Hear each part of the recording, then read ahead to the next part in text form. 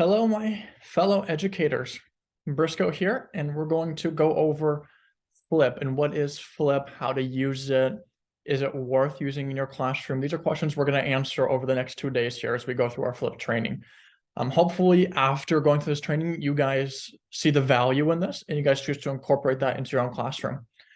Without further ado, let's get started, shall we? So, what is Flip? In short, it's a video sharing platform. I liken it to a hybrid of TikTok and FaceTime. And I'll get into that a little bit more because it sounds kind of weird on the surface. I get that. But in a sense, you, the teacher, create an assignment, a lesson, students respond with videos. So what do I mean when I say that is a hybrid of FaceTime and TikTok? FaceTime is this program, this app where you are allowed to have face-to-face conversations with people from all over the world, right? They can be your friends across the street. They can be someone you don't know halfway across the world. It allows you to build these connections and face-to-face communications in a way that's impossible otherwise.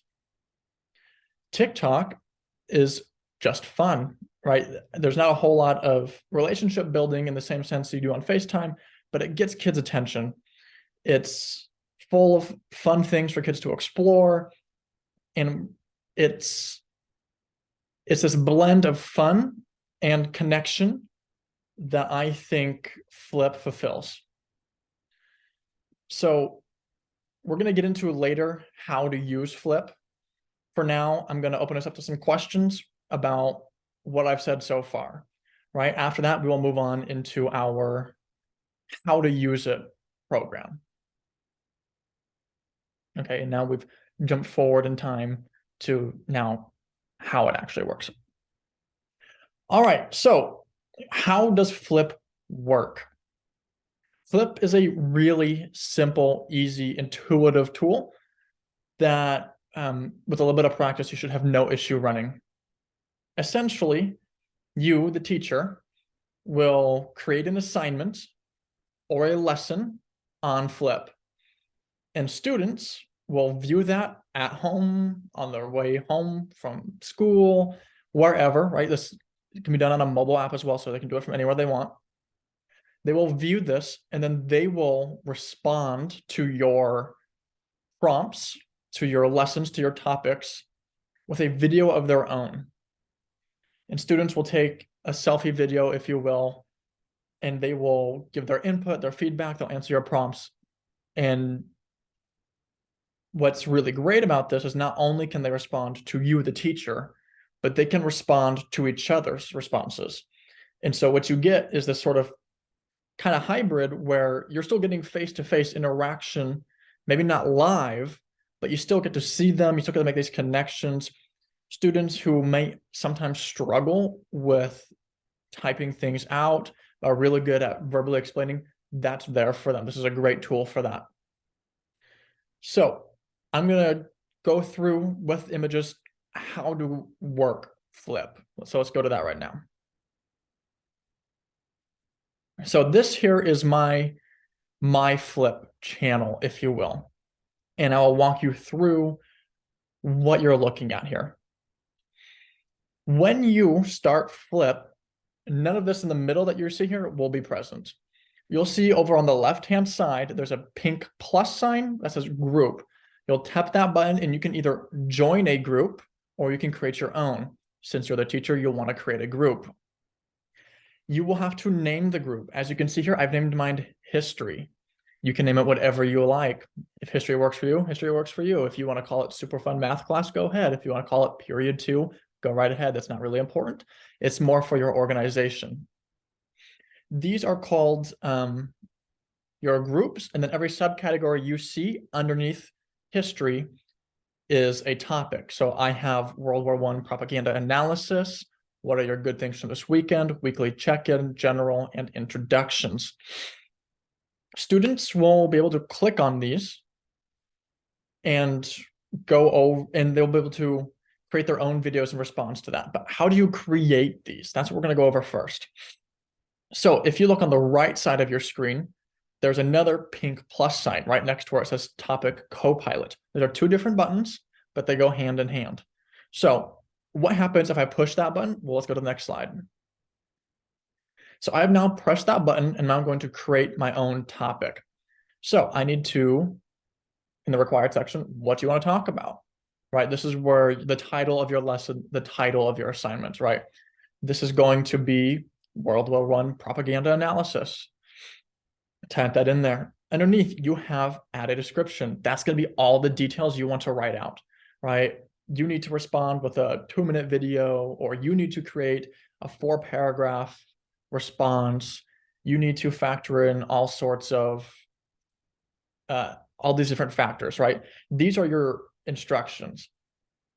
Now, what's really cool about Flip is over here, you see Topic Copilot again, just to the left of add a description. Flip has this great resource called Topic Copilot, and what it does is it will help you brainstorm or outright give you topics. If you need to create a lesson on World War I propaganda, that's available to you in Topic Copilot. In fact, that's where I got mine from. It was already done for me. So you can create your own from scratch. You can use Topic Copilot to help brainstorm, or you can just pull it right from their Copilot. That's really great. You'll save a lot of time. Topic Media, immediately under that, you got a bunch of different icons there. And what they do is they allow you to add pictures, GIFs. You can create your own video, right? So if you want to record yourself giving the lesson and have students watch that, you can do that here. You can add emojis, stickers, etc. You can also include links to documents or YouTube, whatever you feel your students need to succeed. And then over on the right, it says recording time. At the moment, it says 2 minutes. You can choose between 30 seconds and 10 minutes. And what that does is that gives your students that amount of time to respond to whatever your prompt happens to be. So once you've picked what you're going to be talking about, once you've included all of your attachments, etc., you're going to hit create topic. So if I were to create topic, right, here's the next one for you. World War I propaganda analysis. I have created my topic, World War I propaganda analysis, my details, right? You need to pick one piece of propaganda from the attached slides, etc., etc. On the right-hand side, there's a picture of airplanes. Because it's a screenshot, it's not showing it. This is a GIF. It's a moving little picture of airplanes flying across the sky. And then immediately underneath that, in yellow, you can see a link to some Google presentations. This is all available inside that same topic. This is what students will see when they open it up on their end. At the bottom, it says one response. I created a quick little response just to see how it worked. There's one response, so there's only one there. As students respond, they'll line up next to each other.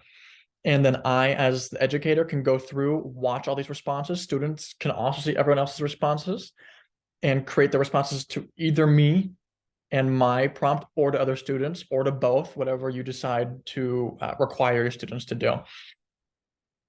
So it's pretty simple that way. But let's move on now to student engagement. No tool that we use in education is worth anything if it doesn't engage the students. We need students to be engaged. And what is the biggest complaints, one of the biggest complaints students have about school is it's boring. Flip helps with that. Flip is a fun, creative way to engage students. And then on top of that, 84% of teachers who use Flip talk about how their students are more engaged. One thing I would like to point out that Flip does is it actually measures engagement, which is really great. My slide here says it tracks engagement in minutes. And what do I mean by that? So let's go back one spot. If you look between the title and the directions, you will see a little clock symbol with 0.1 hours of discussion. My little response there was 30 seconds or so. It is keeping track of how much engagement there is based off how much is turned into them. If I were to watch my video 4 times, it would count that 4 times. You can see just how engaged your students are with your lesson with other students, it's a really great way to measure that. But I talk about how flip is fun, but I could try to explain that to you in words, or I can show you. So here is an example of what I have done in Flip, just a quick little demonstration of what it's capable of. Keep in mind, it's capable of so much more.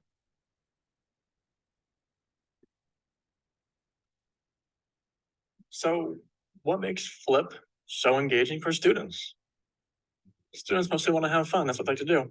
Well, look at me. Now I'm in London, right? Look at me going into an elevator. I can travel through, should pop up here in 1 second, but space-time, I'm not sure what this is. Really cool lights. There we go. Here's another one. Students love these kind of things. They make learning fun. I can change filters. Got a rainbow on my face. Here I am on the news channel, Channel 5 News, breaking news. Here, I'm a comic book hero. That's pretty cool. And I've got all sorts of fun activities for students here. Want to learn ASL? Open your hand. Here's A. Here's B, C. All sorts of fun things here. Want to be an animal? I like bears. How about foxes? Rabbits? Mice? The options are limitless, and students can do so much more than this. So it's just a really cool way, a really engaging way. Students can share their thoughts, and they can look like me, right? They can be an astronaut. They can speak from space. This kind of things gets students excited, and this is part of the reason students are so engaged with Flip. Pretty cool, right? So when I say Flip is cool, it's fun, they can get so creative with this. I have seen people use Flip in ways that blow my mind, the things they're able to do. Students can be creative in the responses. They can add stickers. They can give themselves a beard on here. They can do all sorts of things. So Flip is not just FaceTime. It's so much more than that. Okay, and so now we'd move on to later on in the training to digital citizenship. So one thing we want to be cognizant of when we are using new tools, especially online tools, is basically how safe are our students, right? We don't want to encourage our students to download or use a website, an app, anything like that, if it's going to put their information at risk. We don't want that. We need to vet these tools before we actually start using them. The great thing about Flip is they've taken care of that, right? They don't share or sell any of the data they collect. If I need to delete anything, right? If a student's response is inappropriate, or if there is some sort of bullying going on, right? If there's any issue at all, I, as the teacher, can delete it. And as soon as I delete it, it's gone forever, right? It's not backed up on some hard drive somewhere. It's gone. No one has access to it anymore. It's immediate and it's permanent. So we have vetted this tool to make sure it's safe for our students to use. It's used all across the country.